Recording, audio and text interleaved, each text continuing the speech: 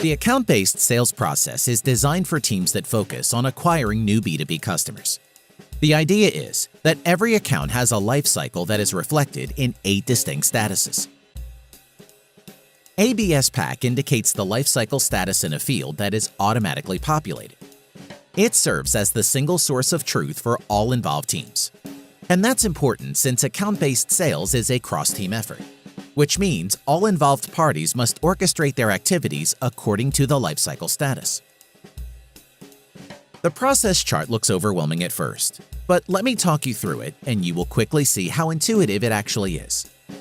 After you have decided that a company is a target account, you create an account record in Salesforce. But you can't start prospecting yet, since you need contacts first. Such accounts have the status No Contacts, which implies the action item of sourcing contacts before you can proceed.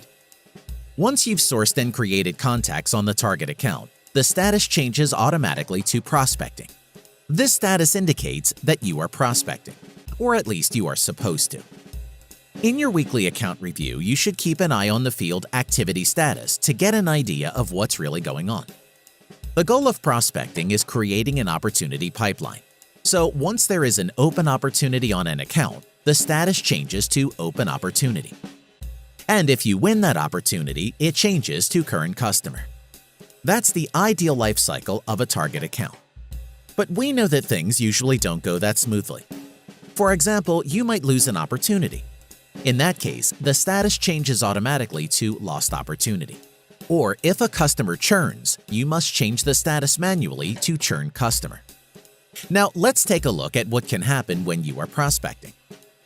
In your weekly account review, you might realize an account is just not ready to do business with you, or they are currently under contract with a competitor until mid-next year. If so, you don't want the account to linger around in prospecting. You want to set the field Prospecting Paused Until to the date when it makes sense to resume prospecting. Setting this date field makes the status change automatically to Prospecting Paused. Further down the road, when the day comes, it automatically changes back to prospecting, so it's back on your radar. Or sometimes you find out the account is actually not a fit and shouldn't be a target account. In that case, you shouldn't just delete it. Instead, for the record, you set the status manually to Disqualified Forever.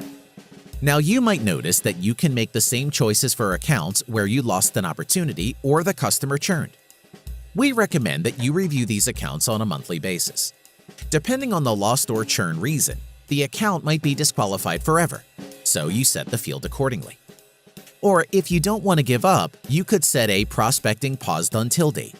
For example, a few weeks before the competitor contract expires. This way, the account will bubble up automatically when the date is due, and you can go after the account again. So, to sum it all up, following this process lets you sweep up the market with confidence, and no account gets left behind.